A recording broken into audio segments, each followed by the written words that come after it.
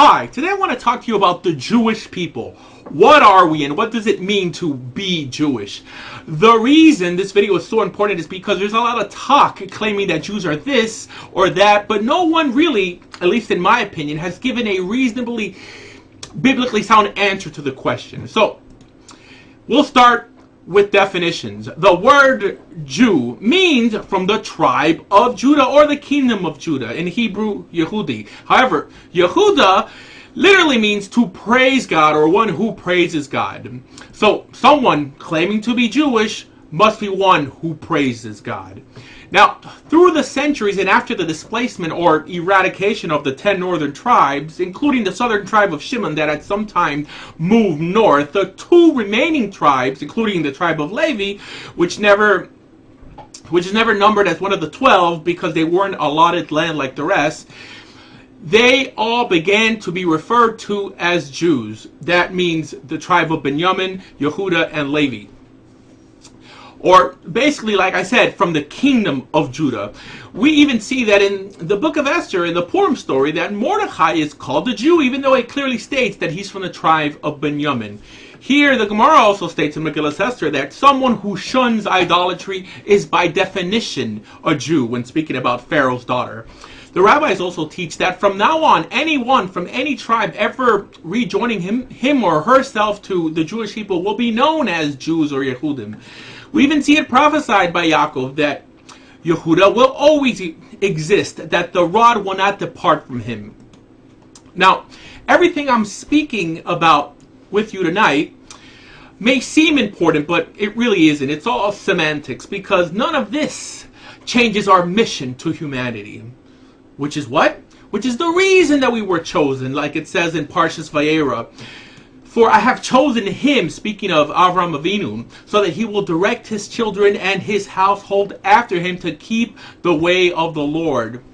That's it, my friends, and that's all. That's what it means to be a Jew. However, you'd be surprised on how many people nowadays go out of their way to tell you differently, claiming that they're from some lost tribe and thus deserve special treatment, or how we have to reach out to a certain group of people because they may have ancient Israelite blood, or many supposed Anusim or Moranos who want to be accepted without a conversion because they claim to descend from crypto-Jews of Spain but have not practiced Judaism for centuries.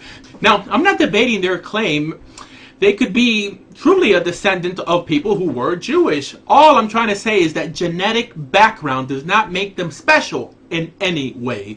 You even have many people nowadays taking DNA tests trying to make a connection with Jews in the past.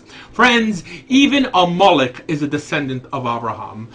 What I'm trying to say is that blood is completely insignificant to the belief system of the Hebrew.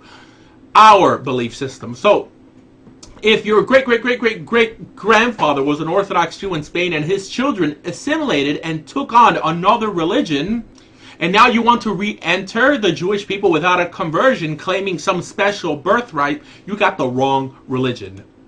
Now, there are many rabbis who may accept you on this, but that's only because they value blood over ethics and feel that someone with Jewish blood is genetically or perhaps ethically superior than someone without. It's a silly notion.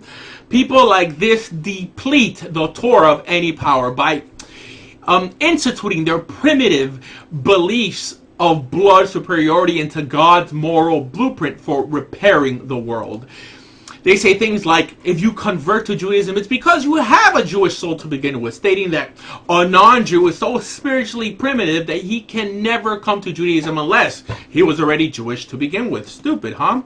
Some even go as far as to ban conversions and even place placards in front of their shul stating that converts will not be given any honors in their shul.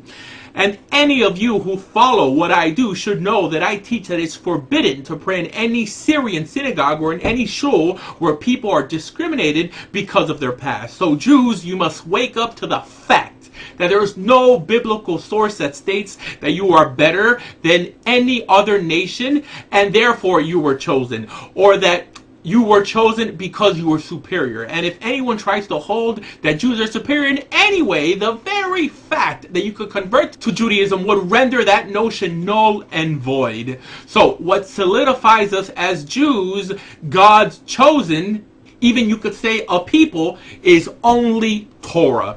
That's why we even know that the Jews didn't come out of Egypt alone, but with the Erev Rav, with a mixed multitude who also stood on Mount Sinai and received the Torah, because blood is completely insignificant. That's why it says in Parshas Kasisa, then Moses said to him, if your presence does not go with us, do not send us from here. How will anyone know that you are pleased with me and with your people unless you go with us? What else will distinguish me and your people from all the peoples on the face of the earth if you don't go with us? So, without God, the Jewish people are no different from any other purposeless people on this planet. Without God, we are nothing. And without His Torah, we are nothing. So, being Jewish, my friends, is not being part of a race. And perhaps an ethnicity, well, nowadays any group could create their own ethnicity. This really means nothing. And if you belong to the group that classifies Judaism as a culture, you should know that Jewish culture is only religious culture. Everything else is artificial, including matzo ball soup. But classifying it as a race is really the defining line of who's a racist or not, because one can't convert into a race. Now, you're probably thinking that I'm barking up the wrong tree here, but you would actually be surprised on how many Jews nowadays consider themselves member of a Jewish race. However, what they don't consider is that there is nothing that separates their ideology from that of an Aryan Nazi. They value blood and you value blood. But the truth be told, that you can't convert to be an Aryan, but you could convert and become a Jew. Which is why I don't understand why we even care, or even why secular Jewish parents are appalled when their children marry non-Jews. Who cares really? If you don't believe in God or in Torah, why is it important for you that your children marry Jewish unless you made being Jewish akin to being a part of a superior race? That's why it says in Parshas Yisrael that only if you obey me are you my treasured people. Did you hear what I said? Not only by being ethnically Jewish are you chosen. So if you happen to have Jewish blood and you don't obey the words of the Almighty, you could call yourself whatever you want, but you can't call yourself chosen, because God's love is conditional. I know many Jews don't like to hear this, because it's clear, if you don't want Him, He doesn't want you. So that being said, this really lays down the basis for what is a Jew or being Jewish. So when the Creator calls us to be wholly set apart and unlike other nations, to truly understand what we're supposed to be, you first have to understand how other nations that existed pre-Exodus were, to know what not to be. Friends, back then, citizenship was your religion, and your king was your deity, your God, and conversion was never allowed. You could worship the false god, but you would remain an outsider of that religion or that nation. Friends, Judaism was the only theology that taught that it didn't matter who your parents were or what kind of life you led in the past. The only thing that matters is that commitment to want to change, to do good, and to choose the God of Israel and His Torah, which is life. That was the only prerequisite for admission. Well, that and a formal conversion, of course. So, for all intents and purposes, Jews are not a nation or a people like, let's say, the Germans or the British are a nation and a people, but rather a nation and a people united solely by belief. So, in other words, not a nation in the modern sense, but actually only a religion. That's it. I know that's something that especially Zionists don't like to hear while they wave their flag of their secular Jewish state, trying to be no different than the rest of the nations of the world. Actually, the acceptance and tolerance of a secular supposed Jewish state of Israel by Jews actually negates the whole purpose of being a Torah Jew to begin with. Why? Because Israel is currently a state united solely by ethnicity and not belief, and in no way resembles the Oha Avraham, the first illustration of Eretz Israel in Torah.